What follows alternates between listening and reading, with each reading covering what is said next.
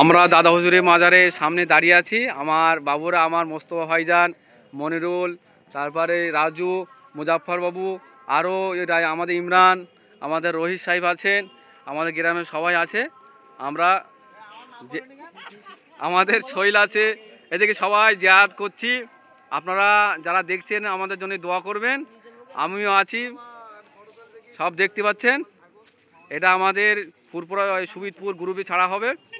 আপনারা প্রত্যেকে দোয়া করবেন বাচ্চা ছেলেদের জন্যে, আমাদের জন্যে। দেখতে পাচ্ছেন এটা ফুরপুরা শরীফ মুজাদ্দেদে জামান দাদা হুজুর পীর কেবলা রহমতুল্লাহ আলাইহির মাজার। আর এই গেট দেখতে পাচ্ছেন, সুন্দর একটা গেট। মাজারে ঢুকতে একটা ফুলের গাছ আছে। আমারটা না, তুই আমারটা ছবিটা তোল। দেখতে পাচ্ছেন কতগুলো ছেলেরা আমরা সব এসেছি আল্লাহর ওলির মাজারে জিয়ারত করার জন্য, দাদা হুজুর পীর রহমতুল্লাহ আলাইহির মাজার জিয়ারত করার জন্য।